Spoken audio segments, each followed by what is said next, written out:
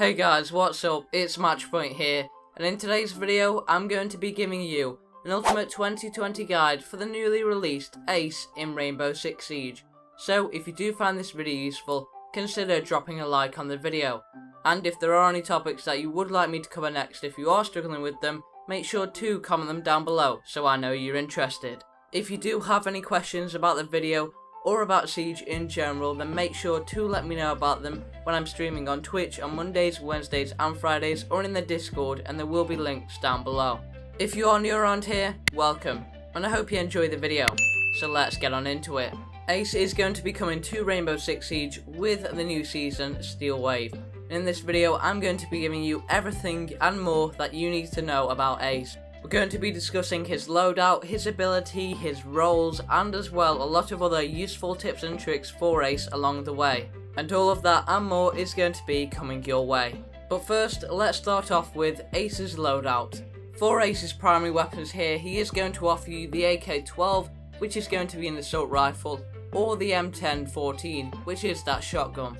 Now the AK-12 is a fantastic weapon here, and it does not have those regular Russian sights that the Fuse AK does have. Instead it's going to have a regular ACOG, and this does make it a fantastic weapon, with an average fire rate but a sheer amount of damage that the AK can do. Now on the other hand here, the shotgun isn't really going to suit any alternative playstyle for Ace.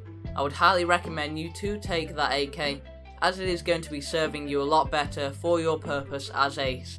And as well, when we look at them side to side with that AK-12 and the shotgun, realistically that AK-12 you don't want to be passing up on it. With the damage that it can do and the fact that it does in fact have a regular ACOG sight as well, it is a treasure. So for this one I would recommend you to take that AK-12. Now for Ace's secondaries, he will offer you only the P9 here, which is going to be your standard handgun. Overall a solid handgun to have, nothing too special about it here, and you will be taking it. Now then, for Ace's gadgets, he does offer you here the breach charge or the smoke grenade. Ace really can do it all. He can open up that reinforced wall, come in with his AK-12, get the smoke down to screen the plant, and therefore get the diffuser plant and win the round. Ace has got it all as an attacker. Now the breach charges and the smoke grenades are both great options, but in my personal preference, I would say those smoke grenades are going to be the better option here, in order for you to screen that plant. If you don't know what screening the plant is, well, I have covered it in one of my misconceptions videos, and there will be a card in the top right if you would like to learn about that. It does fit his playstyle quite nicely, being able to open up the wall, the reinforced wall, then move in with the smoke grenades and get the diffuser plant down, which is the main goal here. The breach charges will come in use in some situations, however they are going to be useful all the time, whereas the smoke grenades really are. Those breach charges aren't going to be a major part of Ace's loadout throughout the round. Instead, you can get another operator like Zephyr, Ash, Sledge, many of the soft breachers here, in order to take it out and get you in through. The breach charges aren't solely focused on Ace's playstyle here, they're just minor things that will be useful in some situations, but then getting a teammate to do it for you will be a lot better when you can bring those smoke grenades for that cover. Which is why I would recommend you to take them, and what you want to be doing with the smoke grenades is using them for cover when you are going to be screening the plant and therefore getting the diffuser down in order for you to safely do it. Now next up we are going to be moving on to Ace's desired roles. Ace is obviously a hard breacher here, which is why I'm going to say that Ace is definitely a support operator. When you do take a look at Ace's loadout, he can bring those aqua breachers in order to get into the site through the reinforced wall. Then obviously those smoke grenades can be great for screening the plant and supporting your team. His main goal here is definitely going to be able to open up the main reinforced wall here that is going to allow your team to flood into site, screen the plant and get it down. Ace is a 2-speed and a 2-armor operator. Now some here would argue that he is going to be an entry fragger, considering his weapon is extremely strong. However, I would definitely say he's not. He's not able to gather that map control quickly and efficiently. His loadout does not equip him for that, apart from having a strong weapon to pick up the kills. Which is where some people go wrong. An entry fragger's job is simply not just to solely frag out for your team, instead it's to get in early, dominate that map control, and I believe Ace's loadout and ability does not equip him with the right tools to go ahead and do that efficiently compared to other entry fraggers.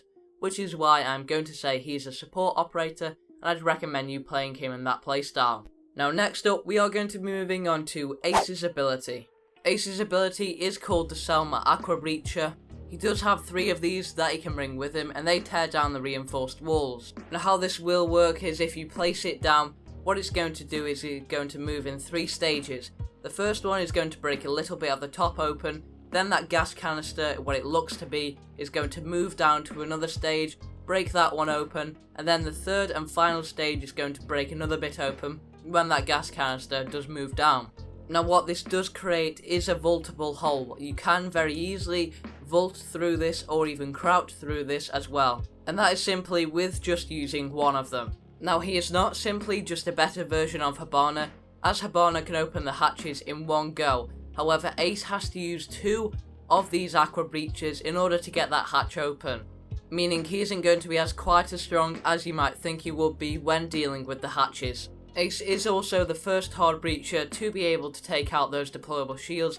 If he uses one of his aqua breaches on it, it will take out the deployable shield, meaning that he is a hard counter to Goyo. Now, hard breaching is going to be a little bit different when using Ace, as obviously if you stand right by where the detonation is going to be going off, you only lose around about 5 HP damage, which is very different compared to when Hibana's pellets go off, or a thermite charge where you'll most likely die. This does mean that a defender can be sitting behind that aqua breacher by the reinforced wall when it gets detonated, peek an ADS down the site, and he is also able to take out any hard breacher who is not expecting it. But then again, the same also applies for the attackers.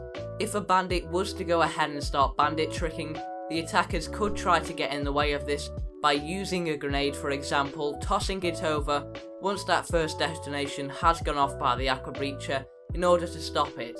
When that initial first breach from the aqua breacher goes off, the very top one, a defender could time a frag grenade to stop a bandit tricking, and this frag grenade would be able to detonate and kill the bandit before they are able to get it down. But then again, the same does apply for the defenders, which is why I'm going to be covering a section on the counters to Ace in just a minute.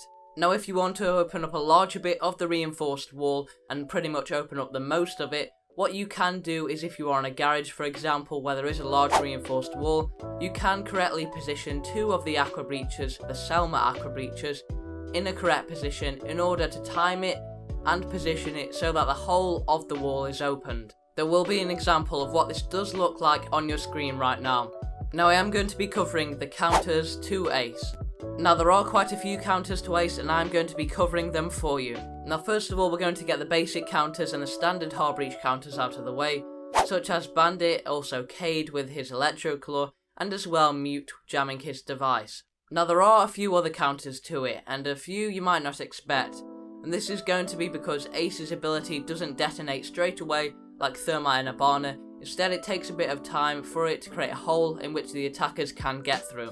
First of all, Mirror is able to counter Ace if she uses her Mirror Shield and deploys it when Ace is going to be breaching. It can remove Ace's Aqua Breacher and place the mirror down.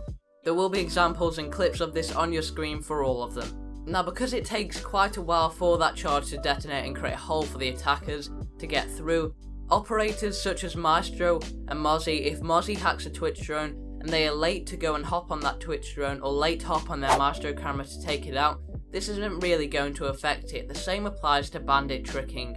You can be a bit delayed to it, as it does take a while for it to go off, and you're only going to be losing 5 HP for the damage if it does go off and you're not able to get there in time.